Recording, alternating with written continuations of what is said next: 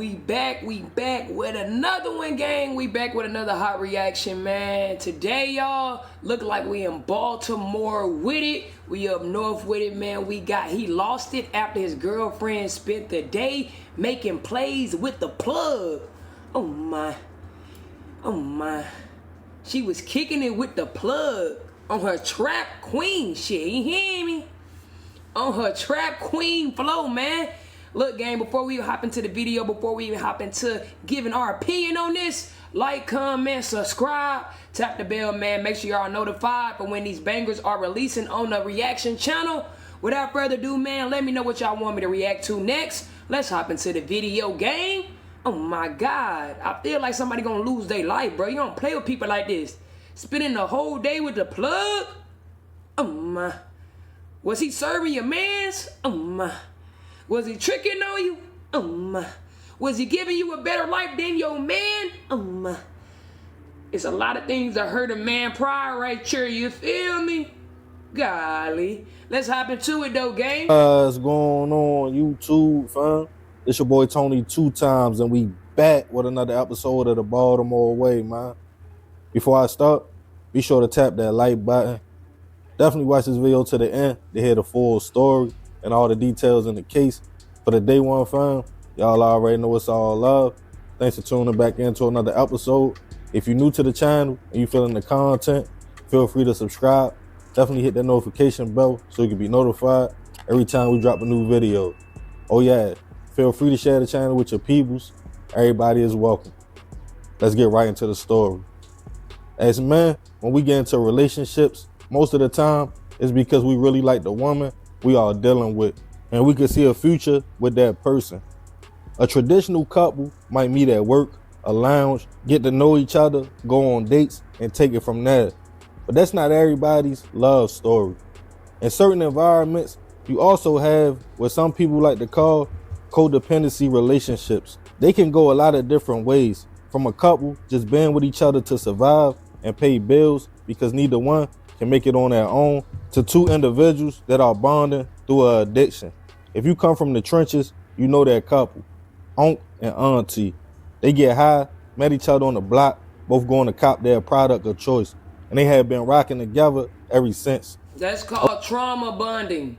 A lot of y'all be trauma bonding, you don't even know it. It's when two people dealing with the same trauma and they use that trauma to bond, you feel me, to become closer. So shit, you feel me? And it could be any type of trauma, bruh. Drugs, childhood, abuse, any type of trauma, bro. A lot of people trauma bond and don't even know that they trauma bonding. Just real spill, man. Of course, it's not the traditional way people choose to find a partner. Everybody around the way knows what they do, but the people don't judge. But the crazy thing is about that, even at the lowest point in a man's life, we are still looked at as the providers. Bro, that's real spill. Like with men, y'all got it completely different. Y'all could be mentally going through something, physically going through something, spiritually going through something, and you still gotta hold that weight up in your crib, in your household. You still have to provide, be a man for your family, your kids. You can't showcase that weakness. And I feel like that make it hard for men to actually showcase their emotions. You know what I'm saying? Because they have to have that strength all the time. They have to be looked at as so strong all the time that sometimes when they actually express their emotions, niggas snap. Niggas snap because they don't even really know how to express that shit. They just snap. If him and his partner are living a fast life and have an addiction, he has to make sure they have the money to go cop every day, to get out the gate, a place to lay their head at night, and still has to show her the reason she chose him. Even at that level, it's competition from other men. Oh, bro. And if your girl has a habit, the plug usually is the one most dudes feel insecure about. I mean, if y'all both addicts and your girl run to the plug, getting all the free drugs, getting all the free little yeah, you gonna feel less of a man. You feel me? Because on the daily, on the weekly, you probably the one who get both of y'all fixed. Make sure that both of y'all high. But when she done ran out to the plug, hey, that's a whole different ball game. That nigga got all the product, all the supply. It's kind of, you feel me, hard to keep up with a nigga who's supplying, who giving. Man.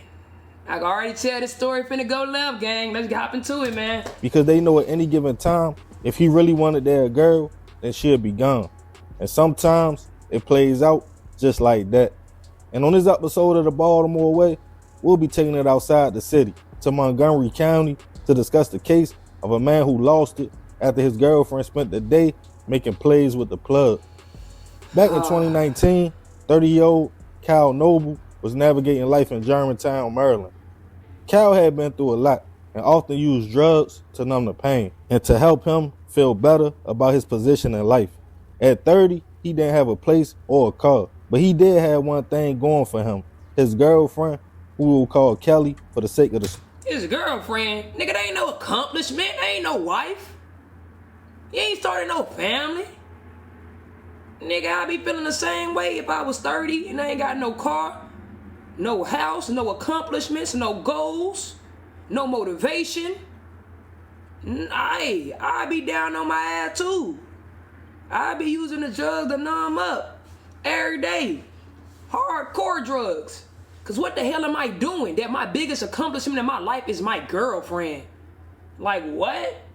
Nah, that's not cool. To all my young niggas out there, that's not cool, bro. Your biggest accomplishment in your life should not be a damn girl. Ever, my nigga. Ever, my nigga. Like, just being dead serious, that shit is not That shit not cool at all, my nigga. Like, for real. Story. Kelly and Kyle had been together in what people describe as a dysfunctional relationship, on and off for years. Kelly had a little bit more going for herself. She often stayed with her grandmother and had a nice car, a black Mercedes, to get around town in. Damn, she had the Benz? She had the Benz? Man, ain't no way. So not only is your biggest accomplishment is your girl is an addict and she's still doing better than you? Oh, I know he feel like shit. I know he feel like boo-boo. I know he feel like boo-boo. Cause bro, how we both addicts and you still soaring higher than me in life? Oh, nah. Just like Kyle, she too had a habit. It was always a struggle for them to find a safe place to stay and do their thing at. But Kyle's luck would change when one of his homeboys, who we'll call Josh, called him and said he found the extended stay motel in the area for only $100 a week. And him and his wife were staying there. Excited, now him and Kelly could spend more time together, Kyle got her to drive him to the location and they rented a room. On September 13th, 2019, Kyle also figured out a way to make some money. He told Kelly his plug and a man he knew for years was gonna come by the room, give him a pack, and they would be able to get high and make some money. The man he was referring... Man, y'all gonna be able to get high and make money. If you gonna really get to the bag, don't be smoking your supply up. You feel me? Don't smoke your supply up. You really trying to run it up, don't smoke your supply up. Just being honest. Like, you feel me? Quit the addiction. Run the bag up, nigga. Once you run the bag up, you get the money, you can do anything you want to do. But smoking through the shit while selling it, it's probably not gonna last. It's probably not gonna last. Two was at the time 31-year-old Ephraim Arias. The man was a father, but in order to make ends meet, he would supply the high demand of product in his area. Once Kyle called him, he stated he would pull up and talk to him. Later that day, he pulled up with a few friends and went to the room to hang out with Kyle. While inside, they all partied, including Kelly. Drinks and girl was everywhere, and everybody was feeling it. Ephraim's friends decided they would leave Kyle's room and go get a room of their own, but he himself was still trying to make money. He left.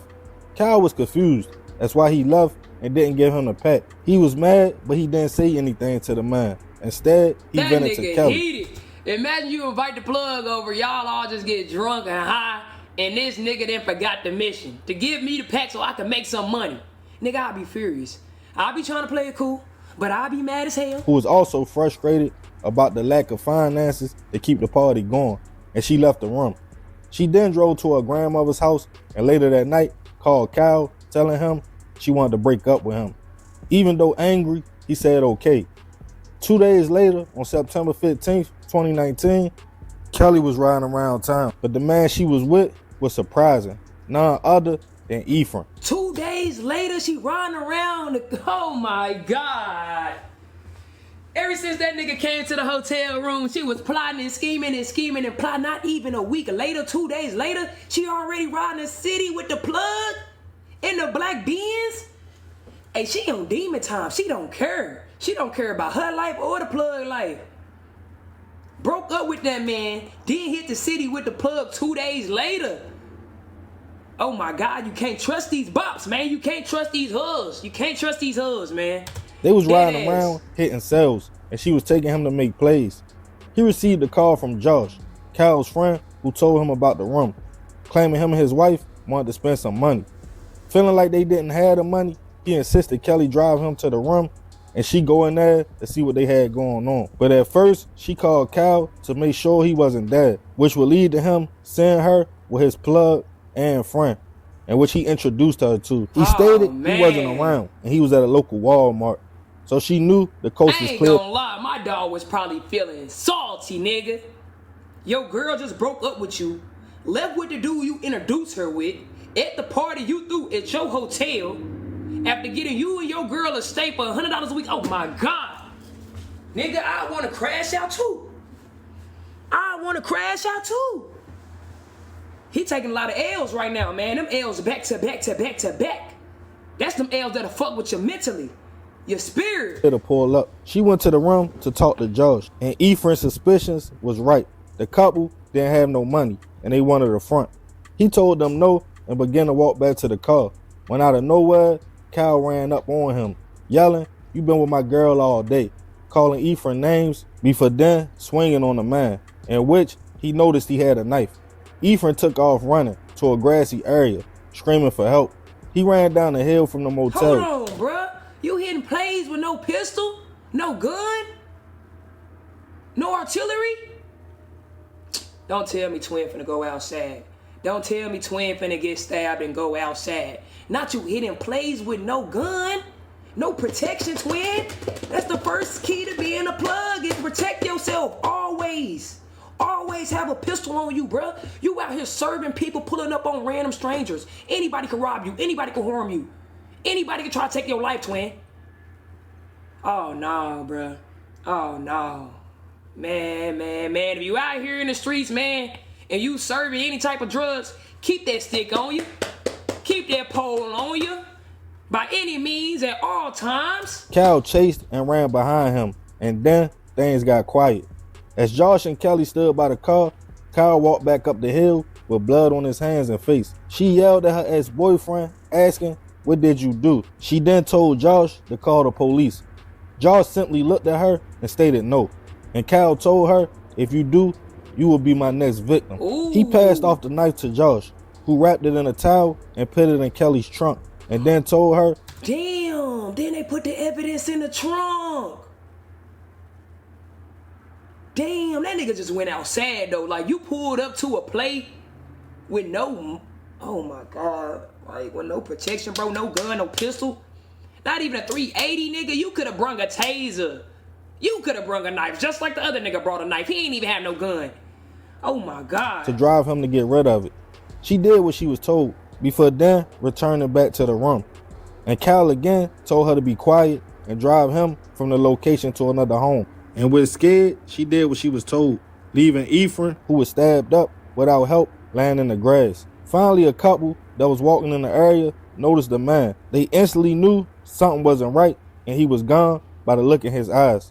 They ran to the front desk and called local police, in which when they arrived to the scene, they confirmed, unfortunately, Ephraim had passed away from his injuries.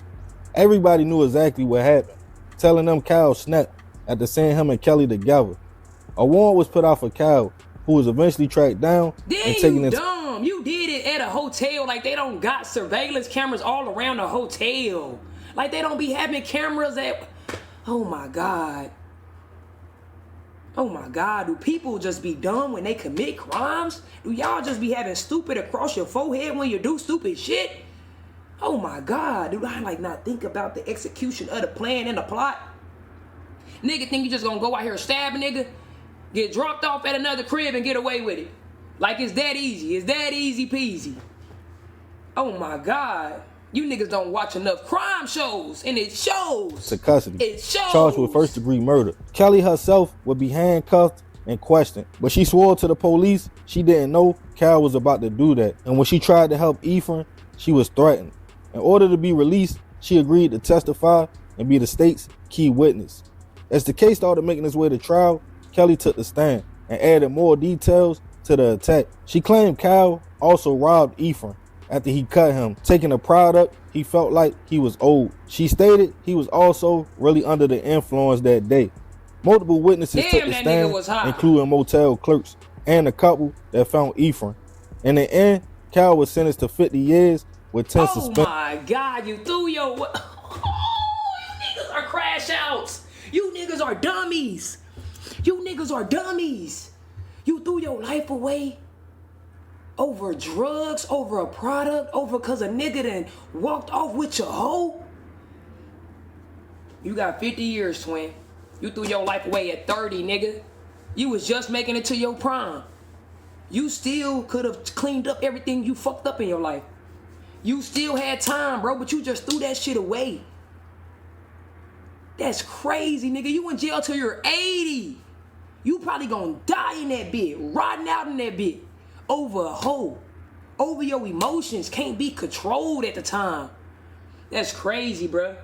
That is crazy. This is some stupid shit. I ain't gonna lie, like, this is crazy. This is stupid as hell. This is just stupid. Just pure jealousy and hatred. Mad at the world because you're not doing anything with your life. You're lost. You're lost, so you want everybody else to feel like you. In which it was painted as a jealous slang of a romantic rival who took his girlfriend. Rest in peace to Ephraim. I send my prayers and condolences to his family. No matter his profession or how he chose to make his bread, he still had kids to raise. God. I believe in total, it was 5. I definitely... Bro, you took that man from his 5 kids? His 5 kids, bro? Over a bit? Over a shawty? It's never that serious. You can have a P. Take a P. Go ahead, P. You can see how Cal would have felt played. But at that point, you got to check Kelly. He knew what she was and what she was about when he got her. Oh, bro. Now in the streets, all a man has is his word. So promising Cal a pack might have been the wrong thing to do, especially when a man is trying to get on his feet. But Ephraim was about his business. He probably saw the way Cal was getting it in at the party and felt like it was no way he was going to be able to sell a girl without him and Kelly doing all the product and not being able to pay him back. I mean, shit, if I'm trying to front a nigga a pack and I see that you're an addict to what I'm finna give you, why the fuck would I front you the pack so you can smoke up all the product and then we be into it? Man, that nigga probably already seen that nigga was a fiend. So he changed his mind. But I'm going to leave this one open for discussion. I want to know what y'all think about the situation. Leave it in the comments. Man, what y'all think about this shit? I feel like bro crashed out behind a female. He had too much pride he couldn't put to the side. He should have let that shit go. He should have kept it P. And if she wanted to be a hoe and be with the next nigga in 2 days, you should let her do that. You could have still been figuring out your life and bettering your life, my nigga. Like dead serious. You still had time to fix shit. You still had time to get it together. But look, man, in this world, don't nobody love you. And that's just serious, man. If people can't use you, they don't fuck with you. They don't love you, man. Let me know what y'all think about this case down in the comments, man. I think it's wild. I think it's crazy. This is some shit he could have let go. But look, once again, sometimes people don't know how to showcase their emotions. They wear it on their sleeve, man. Other than that, though, gang, y'all know what to do, man. Like, comment, subscribe. Until the next one, family, we out. Peace.